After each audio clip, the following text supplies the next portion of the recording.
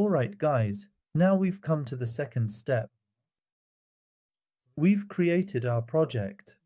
Within our project, we need to define all the dependencies that will transfer to our modules and that our main project needs in a special way on Gradle.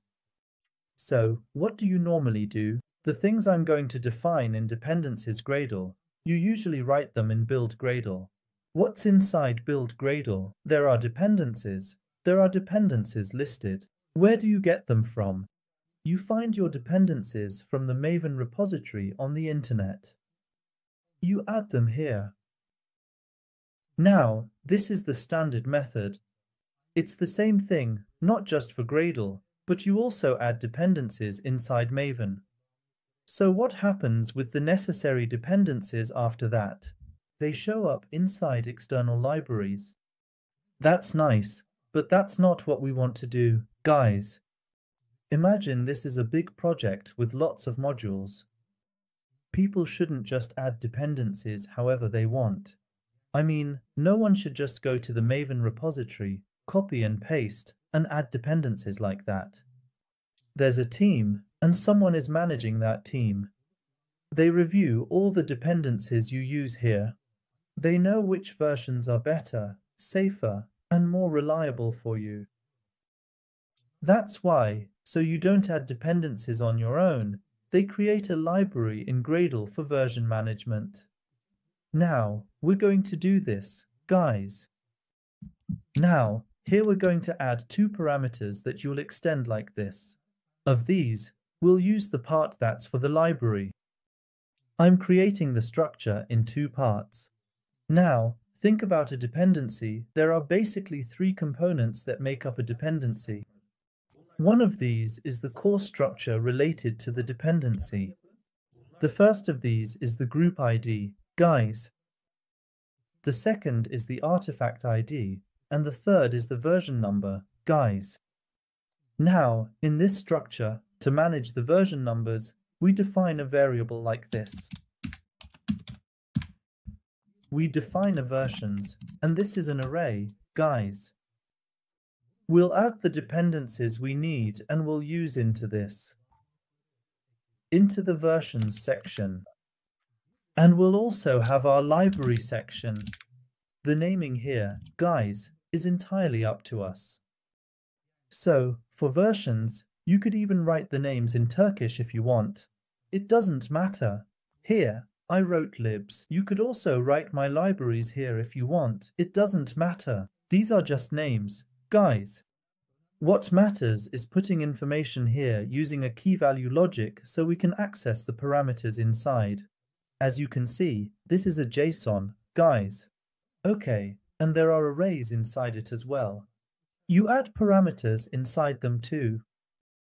So, what are we going to add here, sir? I mean, what are we supposed to do here? For example, now we're actually going to set up a Spring Boot project with a microservice approach. So, what do we need? First, we need Spring Web, guys. We're going to use Spring Web. What else? We're going to connect to a database and use Spring Data. Or if you're going to do caching, you'll use Redis, or you'll use Lombok, or if you're going to use MapStruct, or if you're going to make requests between classes, you'll use Feign Client. In other words, you'll write Spring Cloud. All of these, guys, are things we'll use in our library. So, what are we going to do here now? We're going to use Spring Boot, guys. So, let me write it like this. I say Spring Boot. Let me move this a bit forward, because I don't want it to be aligned with the other things I've written. What version of Spring is there right now? It's version 3.3.1.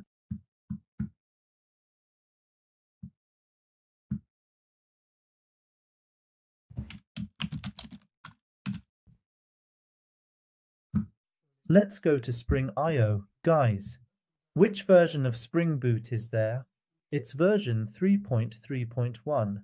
So, here's what I'm going to do. I say, let me add Spring Boot 3.3.1 here. Okay, we've added Spring Boot. Then, look, in the libraries section here, what do we need related to Spring? related to Spring Boot.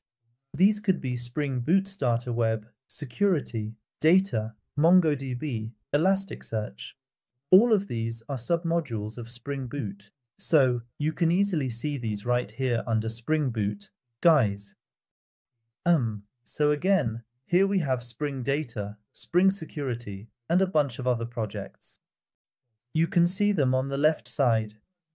It could be any one of these, guys. So, what are we going to use first? Since we're going to write a web application, first we need to look at Spring Boot Starter Web, guys. Alright, then let's write that.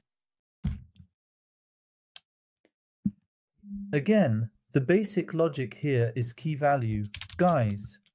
First, I'm saying Spring Boot Starter 2.web, guys. It's important to name things clearly like this, guys.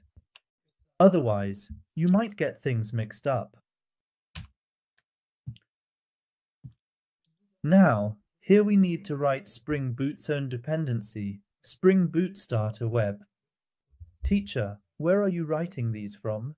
Are you just making it up as you go along? So guys, you can actually find the documentation for these dependencies right here as well.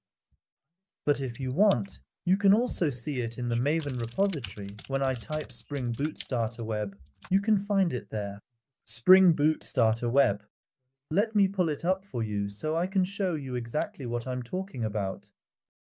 Let me just take this as it is and add it right here. I'll add it down below like this. Please pay attention to what I'm writing here. Look, the first thing is your group ID, guys. So here, you first write your group ID, then a colon. Here, the artifact ID is listed as name. So, what they call name here is actually the artifact ID. Then, after another colon, comes its version. Look, I'll manage the versioning from here.